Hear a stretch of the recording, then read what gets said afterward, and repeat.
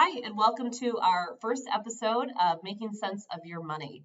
Today's topic, although timely because we're still in tax season, is going to be talking about Roth conversions. Last week, I spoke about the differences between a traditional IRA and a Roth IRA, but one question we get all the time are, what's a conversion? Can I do a conversion? Who's eligible? So let's start with first, what is a Roth conversion?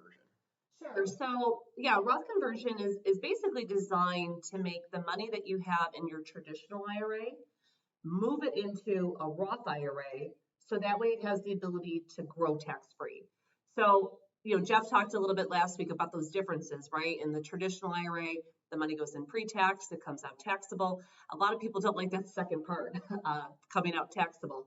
So how can we circumvent that? That's through this Roth conversion. So the way it works is, let's say that you had money in a traditional IRA that you said, you know what, I really wish this money would be tax-free for me in retirement. We can take all or a portion of that value that you have in a traditional IRA. You would move it to a Roth IRA. You'd have to pay tax in that calendar year on the amount that you're converting.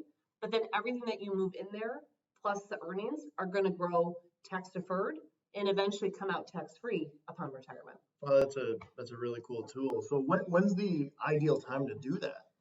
Yes, it's a little bit different for everybody, right? So the biggest things that we're going to be in the hunt for is low income years. So, I just had a client this week who I was working with, and because of COVID, right, and everything being shut down, he was laid off this year.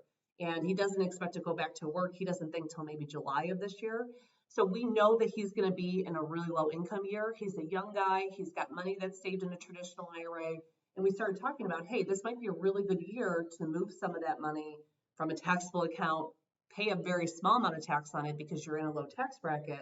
And then going forward, we don't have to worry about tax on that account because it's going to be in that Roth. The other type of client who it's really good for is people who are just entering into retirement.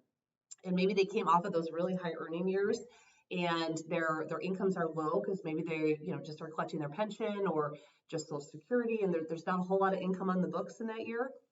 This could be a really good opportunity for them to take, once again, some of that money that they have in traditional IRAs, pay the tax on in that lower income year, and then have it move into the Roth so that it can be tax-free from later on. So on the flip side, who isn't it a good idea for? Is it kind of just the exact opposite of that, or are there some other caveats of who is it a bad idea for? Yeah, so a lot of times our clients, Jeff, and I'm sure we run into this all the time, they hear about these Roth conversions, and it's usually in their later years, right? So they're 55 to 65, that retirement red zone that we talk about, and they say, oh my gosh, I wish more of my money would be tax-free. I want to do this now. Well, unfortunately, you're probably in your highest earning years, right, as you're getting close to retirement. Hopefully your kids are off the payroll, or at least they're off the tax payroll, so you're losing those deductions. Those typically aren't going to be the years that you want to do that conversion. Once again, you really are looking for the years that are your lower income years, whether it's because of something like a fluke of what's going on with that client who's on unemployment, or you're newly retired, or maybe it's just an in-between year, right? You're in between work, or maybe you're going part-time. That could be a really good year too. But, typically kind of rule of thumb is you want to look for a time where that you should be in a lower tax bracket in the year that you're paying the tax than what you forecast being in retirement. That makes a lot of sense. And one thing that I know that we both always do when we're guiding clients on this is double checking with someone's accountant. We would never tell someone to do this without making sure, like, hey, what bracket are you in? Is this going to put you up a bracket? So we always like to confirm with an accountant as well. Yeah, I think that's a really important point. So, with a conversion, you can't undo it. So you pay the taxes in the year that you do the conversion, right? So let's say that you did a conversion in February of this year. You said, oh my gosh, this is a great idea. I'm going to take $40,000 from my traditional. I'm going to move it to a Roth. And then all of a sudden you have extra income that year that you weren't expecting.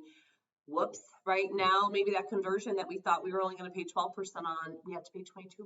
So it is something that, typically speaking, if you can wait till you have a really good handle as to what your tax situation is for that calendar year, that makes sense. And Jeff, like you said, always, we work hand in hand with your accountant, or if you do taxes on your own, to run some of those preliminary taxes for you to really figure out how much should I be doing, what's an appropriate amount for me in this specific tax year. Great. Thanks so much. Okay, so hopefully, Jeff, that was able to help some people out there really figure out what is a conversion. Is it a right thing for you maybe this year. And if you have questions, that's what we're here for. Contact us or find us on our calendar link to set an appointment. And as always, Go Bills.